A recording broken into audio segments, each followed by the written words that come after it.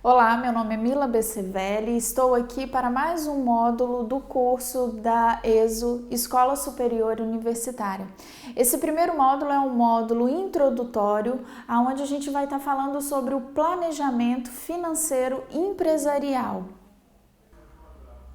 Bom, o estudo de planejamento financeiro, ele visa subsidiar o administrador em três questões básicas. A gente precisa pensar o seguinte: por que a gente faz um planejamento financeiro? A primeira questão que a gente precisa ver é quais os investimentos a longo prazo que a empresa ela deve fazer. O segundo ponto é, logo, se eu preciso fazer um investimento, de onde virão estes recursos?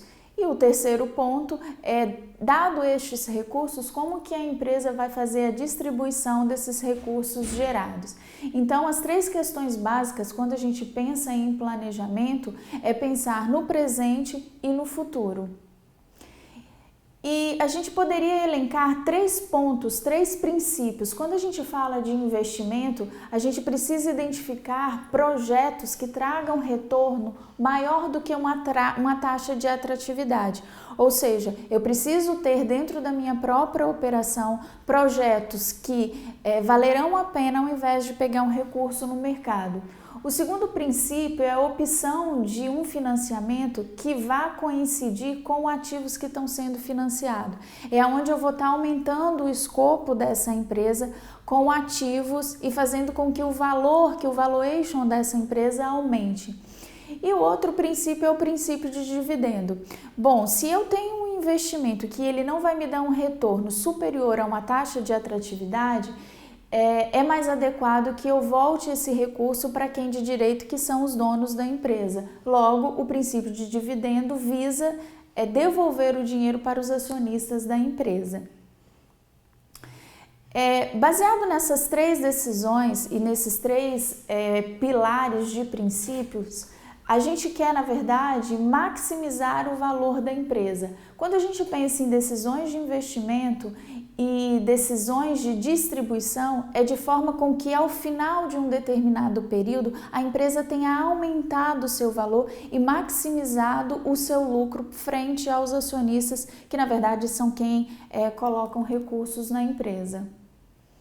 Bom, mas pensando nesses recursos, de onde viriam esses recursos? E aí a gente entra um pouco em uma outra questão, que são a estrutura de capital. A gente pode ter recursos gerados internamente, que são recursos gerados da própria produção da empresa, do próprio ciclo de operação, recursos de terceiros. E aí a gente pode falar de dois ambientes: instituições financeiras, que elas vêm como financiamento ou como empréstimos, e mercado de capitais. Um ponto interessante a destacar é que quando a gente fala de mercado de capitais, a gente está falando de um recurso que imediatamente ele é um recurso de terceiro, mas a partir do momento que ele entra dentro da empresa, ele se torna um recurso próprio, porque o mercado, quem comprou a ação dessa empresa, passa a ser também detentor de parte dela, logo um recurso que se torna um recurso próprio. Então aqui a gente tem recursos gerados internamente, recursos de terceiro, recursos de acionistas, que dentro de uma estrutura de capital a gente pode chamar de recursos próprios, e recursos de novos acionistas através justamente dessa captação no mercado de capitais. Quando a gente vai partir para a elaboração efetiva de um planejamento financeiro, a gente sempre tem que pensar em 4 fases que são de suma importância. A primeira fase é necessariamente o planejamento orçamentário. Dentro desse planejamento orçamentário, mais à frente a gente vai discorrer um pouco sobre ele, é muito importante que a gente pense a médio, longo e curto prazo, para que a gente olhe para a operação, veja como a operação está girando e a gente pense como a gente quer essa empresa no futuro. E uma outra questão que faz parte das 4 fases é a simulação do cenário. Quando a gente pensa em simulação do cenário, basicamente a gente pensa em 3 cenários: um cenário pessimista, um cenário conservador e um cenário otimista.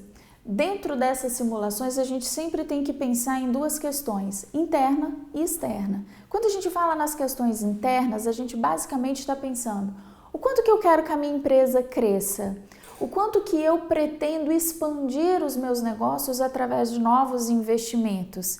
E outra questão muito importante é analisar a macroeconomia. E quando a gente fala em macroeconomia, é como que a economia interna do nosso país e a economia externa, ela está girando. Então isso faz parte de simulações de cenários. A outra questão é o acompanhamento do orçamento, ou seja, à medida que eu criei o meu planejamento, que eu fiz as simulações, como está o meu orçamento, ou seja, como que eu estou utilizando os recursos que eu planejei. E aí, se necessário, a gente vem para a revisão orçamentária.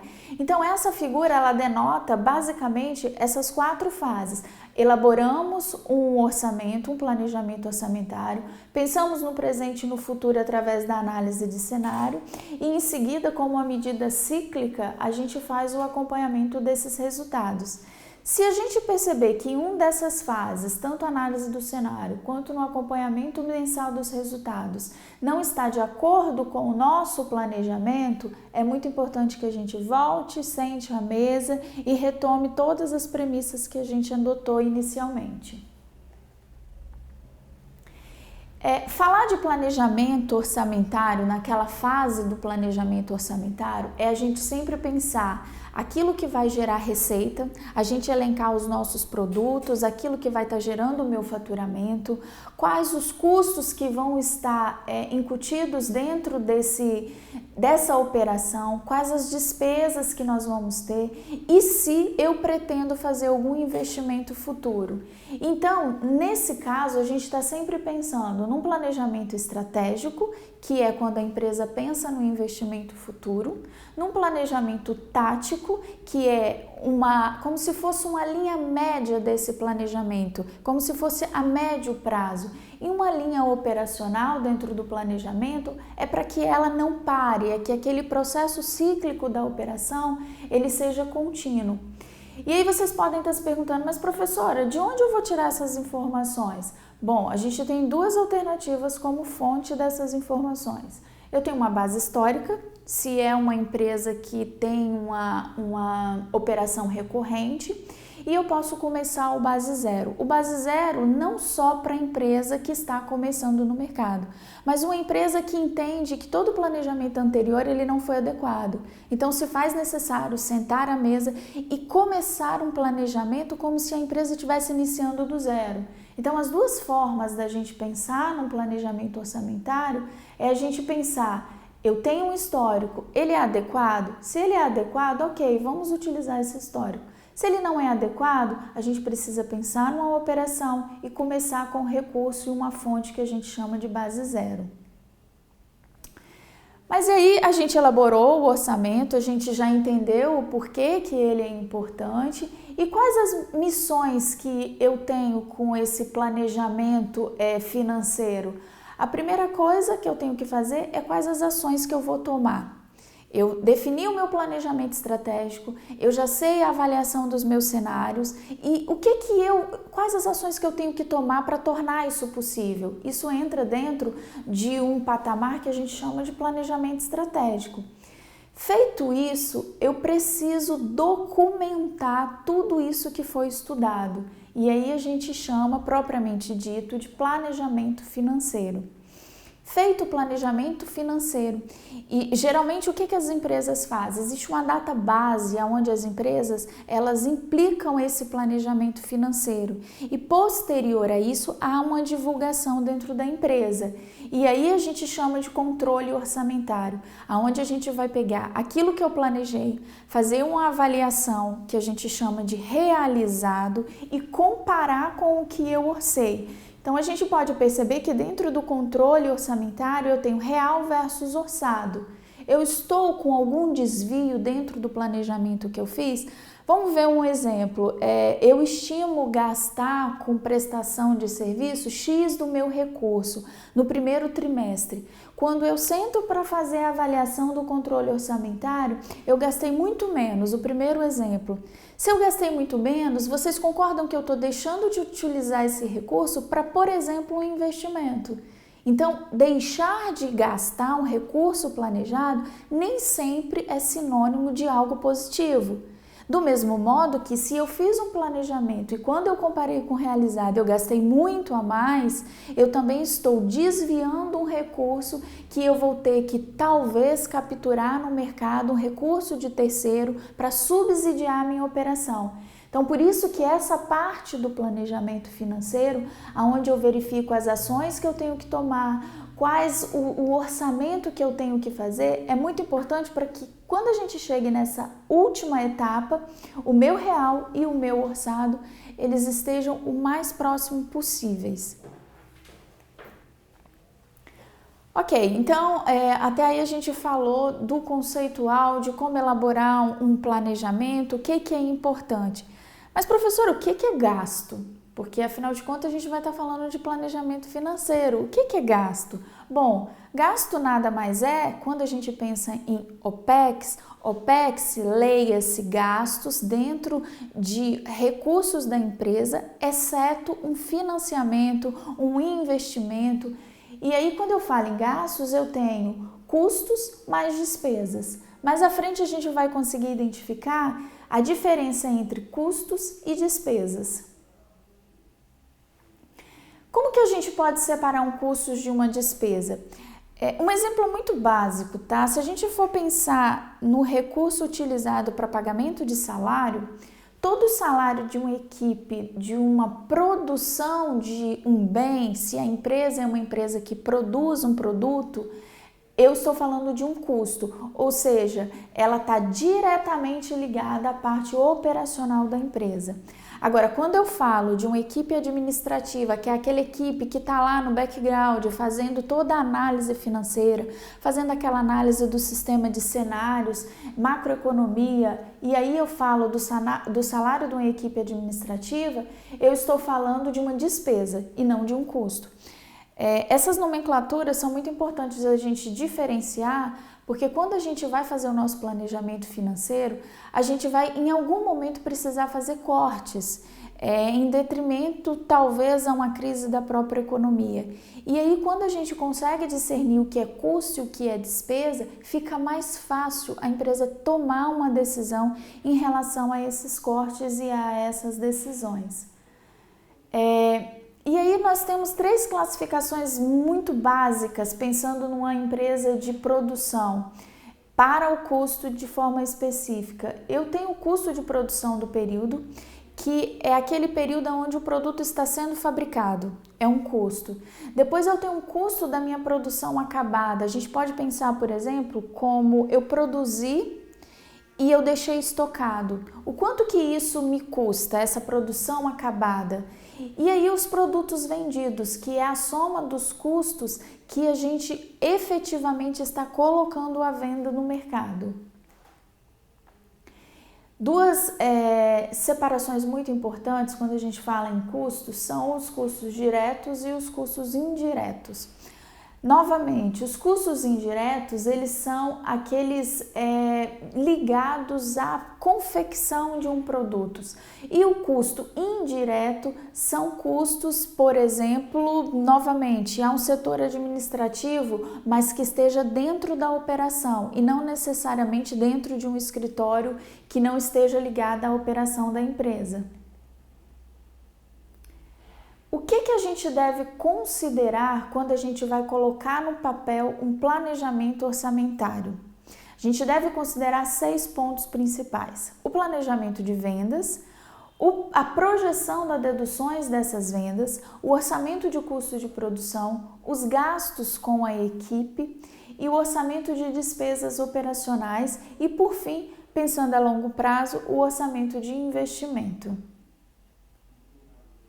Como é que eu planejo uma venda? Não tem muito mistério. Se eu falar para vocês que tem uma receita de bolo, cada empresa ela vai encontrar o melhor caminho de acordo com o seu nicho de mercado. Mas basicamente a gente pode elencar 4 pontos. A gente precisa definir aonde estarão os nossos canais de distribuições.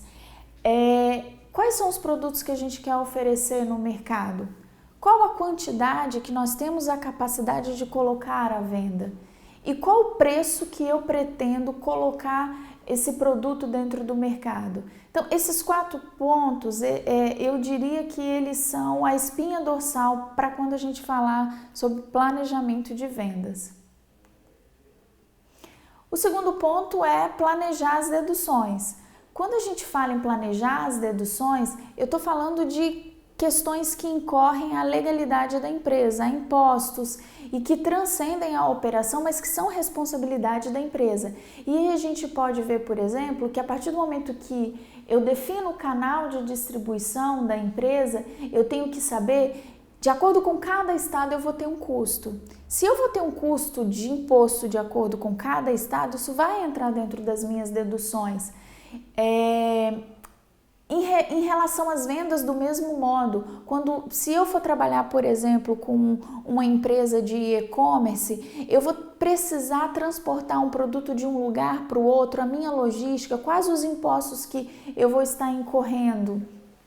E do mesmo modo a gente avaliar e simular o que é melhor. É melhor eu ter apenas 2 centros de distribuição em regiões estratégicas e diminuir as minhas deduções com imposto? O que fica mais adequado para a estrutura dessa empresa? O terceiro ponto desse planejamento é o orçamento do custo de distribuição. Quando a gente fala em custo de distribuição, a gente sempre incorre no erro de pensar em custo fixo. Se eu estou falando em produção, ela vai ter uma volatilidade. Se ela vai ter uma volatilidade, eu tenho que pensar num custo que é variável. Logo, a gente tem que pensar na matéria-prima, nos insumos produtivos, que é a água, energia elétrica, combustível, tudo aquilo que tiver dentro da produção, que fizer sentido eu colocar como parte da produção. Das embalagens, de uma mão de obra industrial, seja ela própria ou terceira, isso é muito importante destacar, e dos materiais e suprimentos para essa produção. Uma outra coisa muito importante dentro do custo de produção é a gente fazer a separação de custos e despesas. A gente já sabe o que é custos e despesa, então fica fácil quando a gente separa matéria-prima e a utilização de fabricação do produto, assim como quando a gente pensa nos preços de compra dessa matéria-prima e desse insumo. E aí a gente vai fazendo a composição de cada item, qual a melhor estrutura de preço, seja para a compra da matéria-prima ou para a venda desses produtos. Qual a quantidade de matéria-prima necessária. Esses 2 itens de custos variáveis e separação entre custos e despesas são muito importantes quando a gente pensa no custo e no orçamento de custo de produção. O quarto ponto, não menos fundamental, é o orçamento do custo de pessoal. O orçamento do custo de pessoal, ele vai depender muito de como que você pretende trabalhar com a sua empresa. Se é uma empresa moderna, você pode trabalhar, por exemplo, com contratos, onde a pessoa faça muito home office. Fazendo dessa forma, você pode incorrer em algumas reduções de impostos e encargos trabalhistas. E aí a gente tem que separar o que é o salário fixo, o que é o salário variável, em relação aos meus sócios, o quanto que eu vou disponibilizar e foi acordado dentro dos acionistas que a gente chama de prolabore. E aí a gente tem as despesas e os gastos administrativos. Esses gastos administrativos é tudo aquilo que faz sentido quando eu penso nas despesas financeiras, nas despesas de administração de prolabore, é toda aquela equipe que não está dentro da produção, mas é como se fosse uma equipe que desse estrutura para que a empresa ela continuasse sendo gerida dentro de uma norma, dentro de uma contabilidade, dentro de uma estrutura que uma grande empresa, seja ela de qualquer nicho do mercado, faça sentido. E aí, por fim, dentro do planejamento financeiro, a gente tem o orçamento de investimento. Aqui é muito importante a gente pensar o seguinte, lá atrás, quando a gente falou de planejamento financeiro, nós falamos de planejar um investimento. E é aqui nesse ponto que a gente vai estar distinguindo, eu pretendo fazer com que a minha empresa cresça daqui quanto tempo? Eu acho que eu consigo manter a estrutura que ela tem para 6 meses, para 1 ano, para 2 anos. E aí a gente senta e avalia. A capacidade que eu tenho de recursos de informáticas, equipamentos, máquinas é suficiente? É aqui que dentro do planejamento a gente senta, faz um planejamento a médio e longo prazo para enumerar quais os recursos e aí a gente leva para aprovação de um investimento. Mas aonde que eu vou colher todas essas informações quando eu penso em fazer um planejamento? Bem, a gente tem 3 relatórios que a gente costuma brincar que eles são partilhados entre administradores e contadores. Os 3 relatórios básicos que nós utilizamos é uma demonstração de resultado, tá? De um exercício que a gente chama de DRE projetado, uma projeção de um fluxo de caixa e uma projeção de um balanço patrimonial. Aqui a gente vai distinguir que o dinheiro da empresa e o planejamento, ele tem comportamento diferenciado de acordo com cada relatório. Quando a gente fala em DRE, a DRE ela está muito intimamente ligada com o modo de produção, ou seja, aqui vocês podem perceber que nós temos a receita operacional bruta, que nada mais é a estratificação de todas as vendas que foram feitas. Vendas de mercadoria, prestação de serviço e logo em seguida entra aquilo que nós mencionamos nos slides anteriores, que são as deduções ou as devoluções de mercadorias e assim sucessivamente. Esse é um tipo de relatório que não pode faltar em nenhuma empresa que quer ter domínio sobre a sua operação. E obviamente que aqui no final a gente vai ter o resultado de um exercício, que ele pode ser mensal e ao final de cada ano, através de um contador, ele é assinado e aí nós temos o registro de como que foi a operação dessa empresa.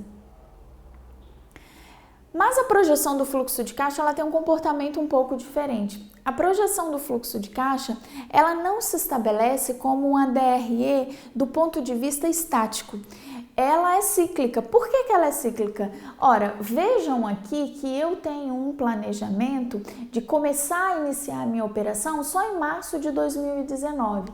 Se eu vou iniciar a minha operação em março de 2019, as minhas principais receitas vão começar a iniciar nesse período. Mas isso não significa que eu não esteja tendo gasto para essa empresa começar.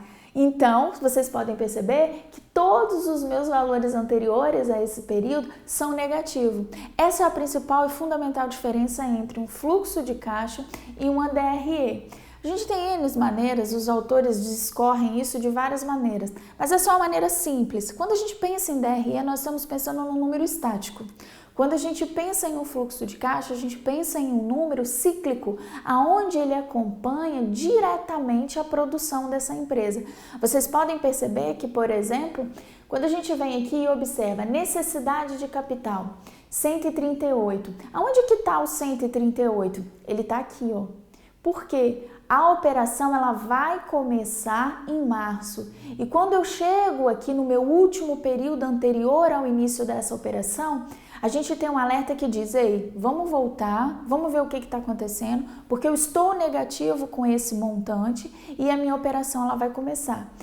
E aí, uma parte muito interessante é que esse acompanhamento da produção ele precisa ser cuidadosamente avaliado. Porque nós temos um período de adaptação. Vocês podem ver que apesar de os meus recursos estarem entrando dentro da empresa, eu só fico positivo 3 meses depois, basicamente 4 meses, que é em junho de 2019. Só então eu consegui encontrar um equilíbrio. Então, uma boa analogia que a gente pode fazer é o seguinte, será que para essa empresa, como um modelo, uma questão hipotética, o planejamento para que eu conseguisse carregar a empresa sem nenhum recurso financeiro, ele foi feito? Se ele foi feito, ótimo, porque nesse momento aqui eu não preciso pegar um empréstimo, eu não preciso pegar um recurso de terceiro. Se não foi feito, pode incorrer no risco de eu ter que ir no mercado pegar um dinheiro para minha operação, ela não ser defasada e o meu recurso não dar continuidade. E aí o último relatório dentro dos 3 que nós elencamos é a projeção do balanço patrimonial. Dentro do balanço patrimonial, ele tem uma característica similar ao DRE quando eu falo de um número estático. Mas aqui a principal diferença é que a gente consegue ver a delimitação daquilo que é o bem da empresa, que a gente chama de ativo, e daquilo que são as obrigações da empresa, que é o meu passivo. A gente pode perceber, por exemplo, que o estoque é um bem da empresa, mas ele não necessariamente, em outros cursos a gente vai falar sobre isso, é uma coisa boa eu ter muito estoque, porque é um dinheiro parado que eu tenho dentro da empresa. Então, quando eu sento para fazer o meu planejamento financeiro, eu preciso também chamar algo para a mesa que a gente chama de giro de estoque. O quanto que o meu estoque está girando? Isso é muito importante, porque isso aqui é dinheiro parado. É um dinheiro que eu poderia estar colocando no mercado, ou se eu não estou fazendo a venda dentro de um período esperado, eu poderia estar utilizando esse recurso em outras frentes dentro da empresa. E do mesmo modo, as minhas obrigações, a gente pode perceber, por exemplo, que fornecedores está dentro desse limite de obrigações da empresa. E aqui a gente consegue distinguir muito bem quando eu falei de onde saem os recursos, tá? Quando a gente vê exigível a longo prazo, empréstimo. Bom, empréstimo eu pego com quem? Eu pego com o banco. Se eu pego um empréstimo com o banco é meu sócio? Não, o banco não é meu sócio. Então é um recurso de terceiro. E aí dentro de uma estrutura de capital que a gente chama, a gente pode identificar que essa empresa, ela tem capital de terceiro. E aonde que fica o capital próprio dessa empresa? Dentro do patrimônio líquido. E é aqui que a gente consegue identificar o quanto que, em outros cursos a gente vai falar sobre isso também, a empresa está alavancada financeiramente. O quanto que eu estou pegando de recurso de terceiro e o quanto que eu estou pegando de recurso próprio para poder fazer girar o negócio dentro da empresa. Esses 3 relatórios a gente não vai falar em detalhes sobre eles aqui, porque cada um merece um curso separado. São relatórios onde a gente na prática precisa entrar fundamentalmente dentro de cada um deles. Mas a gente pode até voltar e observar que, como eu disse anteriormente, são esses 3 relatórios que vão dar embasamento para que o planejamento financeiro seja feito da forma mais assertiva possível. Dando continuidade, a gente pode perceber que esses 3 relatórios são os 3 relatórios fundamentais. Feita a análise que nós fizemos dentro de cada um deles de forma muito sucinta e objetiva, a gente está provavelmente se perguntando, ok, professora, mas por que tudo isso, né? Por que eu preciso desses 3 relatórios? Por que eu preciso entender o que é um custo, o que é uma despesa, para uma coisa que a gente escuta tanto falar que é o planejamento financeiro? Ao contrário do que se pensa, o planejamento não é algo trivial. Não é uma coisa que a gente senta hoje e daqui a um mês ele termina.